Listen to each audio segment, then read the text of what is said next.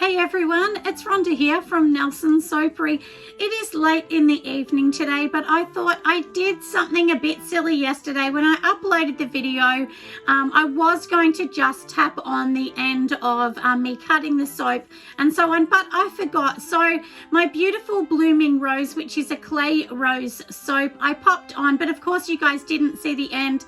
So I thought, let me show you the end. So I have filmed it all and I will pop it all in for you. But for those of you that did not see in front of me here, I do have some of the soap. So this is what it's going to be. So this is my gorgeous little soap and it's turned out super well. I did notice I do have a few little rivers in it, but you know, I didn't really care too much about that because this is only a practice one for myself at home. But anyway, this is the end result. And if you can see the little gold lines, these are mica lines, and then of course some beautiful gold at the top. If ever you do soap like this and you kind of feel like you want extra gold, you can just literally mix up 1 tablespoon of alcohol. So I usually use about 99% alcohol or so. And then I also mix it with 1 teaspoon of mica. And then you can just, sort of paint it on the top. And because you're not putting heaps, it's not going to matter. You know, it'll just come out in the water. No big deal. But this one has turned out super cute and I really am loving that. But like I said, this one was a bit of a sample. And the reason I made this is I am actually making a few for some lovely people. So some of my soap goes into barbershops, some goes into florists and so on. So they're sort of, you know, who I deal with. And, you know, for those of you that are wondering, yes, it is really hard to find somebody that wants to buy your stuff wholesale or retail as well to pop into their store. So, but, you know, don't give up trying, guys, because, you know, I know it's really, really hard, but sometimes over time, when your name gets known a bit and you're sort of all over social media, people will actually come to you and they'll say, look, I love what you do. Can you make me something? And often when I do wholesale, I actually make special things for someone. So I don't just do like a standard thing, what's on my line. And then, you know, maybe that will be something that I'll just sell to them over time. So, you know, I might keep 1 soap, for instance, that's just generally for 1 particular supplier. So then they have like a unique product for their own business and I know they'll keep coming back because I'm helping them out. But anyway, that's just something about wholesale. And also when I did these as well, I had some left over, which you would have seen in the video, and I've made these little roses. And these ones, look, they're not perfect. There's a few air bubbles in, but like I said, it's a test. And I just put a tiny bit of biodegradable glitter. Hopefully you can see how shiny and sparkly and gorgeous that is. And these ones, this particular mold, it's just actually from a shop that I go to called My Dream Kitchen, and it's in Pakenham, and they also have one I think in Hallam, Victoria. So, but you know, go online and see them. I think it's called mydreamcake.com.au, and they have thousands of molds and really cheap. The molds are like $9-10, so they're not much. And this one's for my mother-in-law. I made her a beautiful lavender one a while ago, but anyways, for now I just have these ones here. So what I'm going to do is leave these ones to cure for her, and then like I said, I do have these particular ones here, which this is all a part of this mold that I made yesterday. And you all have noticed I use like a tall slim mold for this one, but what I do, so if you want it to be really tall and make yours a bit different, the top bit here I've just raised it taller and taller to create more of a luxury blend. Because, you know, look, let's face it, everyone has the ones that kind of go, you know, long ways and they're kind of shorter, and I didn't want that. I want something that mine's a little different. So even the plain molds that I use, which lots of you probably have, it's just the cheaper mold, you can just build it up and you can create a high top with that. So these are what's called high top, meaning they're high. So I just use this kind of mold, which is the one I did yesterday. And yes, I haven't washed it out yet. I usually leave it for a day or so before I wash it. The only thing is when you use this, you need to like hold 2 of the boxes together so that this bit doesn't push out, because otherwise it does this and it opens up. And then what actually happens when it opens up, it's just no good for your mold, because in the middle of it kind of is fat and the bottom's small.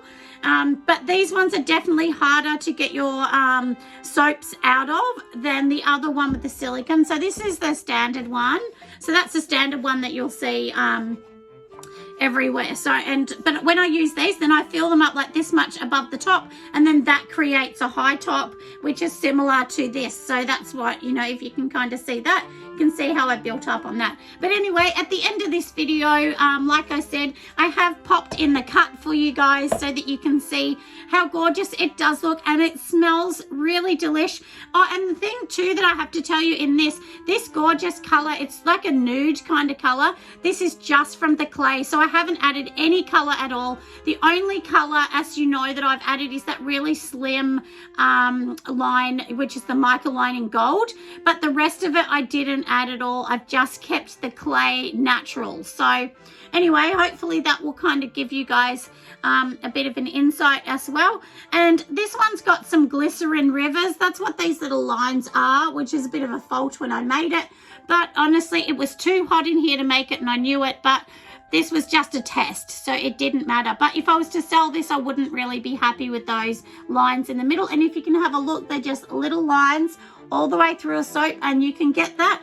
And that's because the middle of this was hot, but the start of it at the end, I don't have that. So if I can show you that one, that doesn't have it because that's the end of the mold, which didn't get as hot. So, you know, making soap is really all about a chemical balance. So when you're making soap, you really do need to look at the chemical balances on your soap. So, you know, and that sort of means, you know, like not letting it overheat. If you're making a honey soap, don't put too much honey. You need to keep it to 1 to 2% and things like that, because those natural ingredients can overheat the soap and then it can end in disaster, and that means cracking through your soap and so on.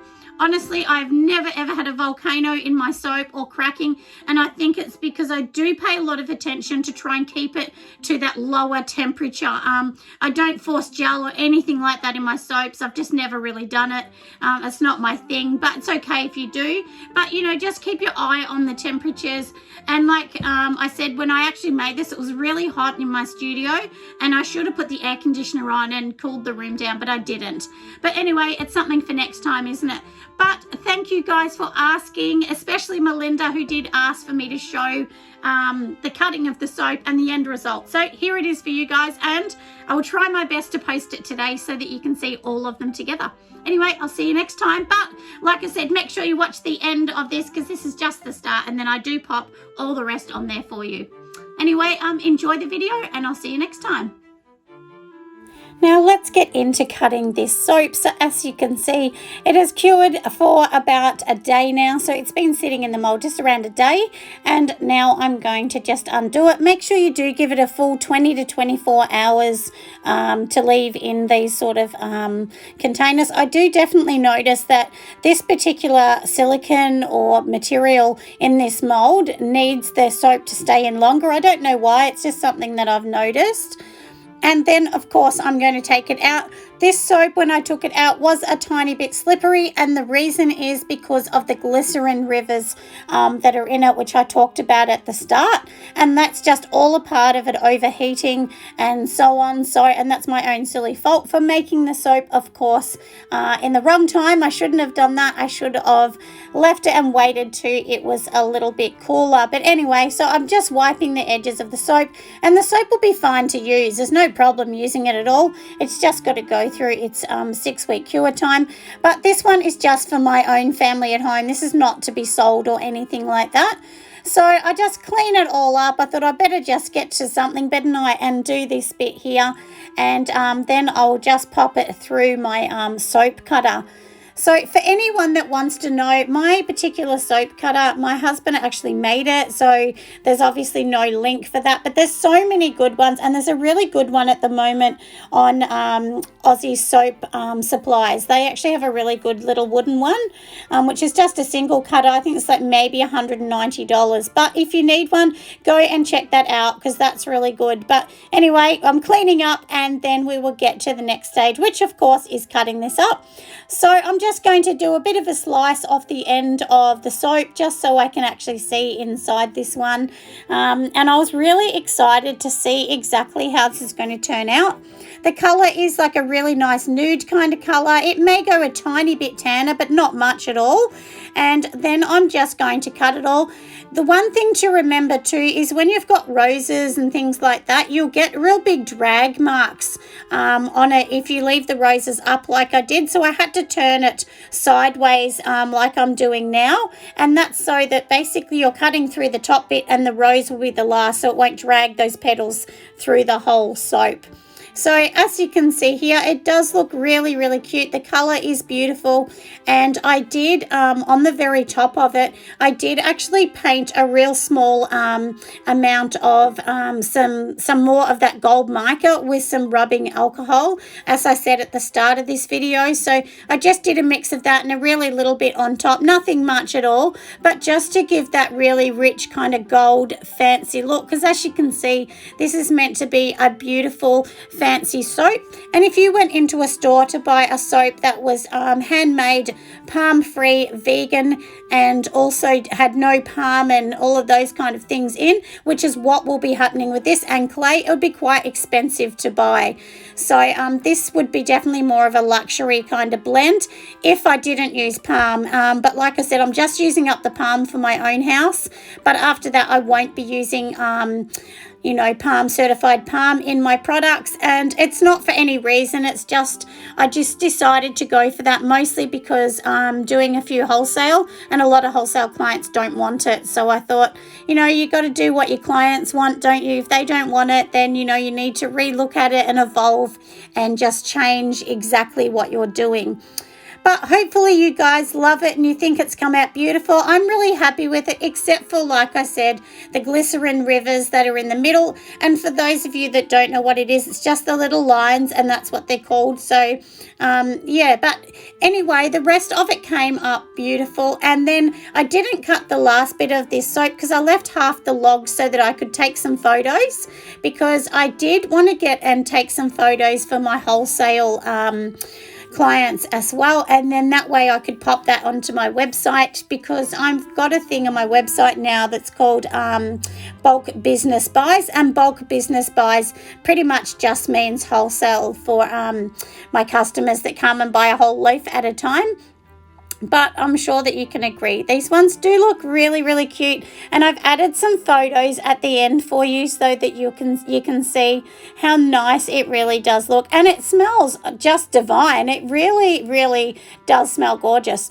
Anyway, I hope you guys have an amazing day, and I hope you're all staying safe inside and you're all coping with this terrible lockdown that Melbourne, Sydney, and lots of parts of Australia are having. So I'm absolutely sick of it myself. I'm sick of being inside, but there's not much we can do, is there? So, you know, when there's not much to do, what else can I do? Of course, make some soap and make some videos for you guys. So I hope you have enjoyed it.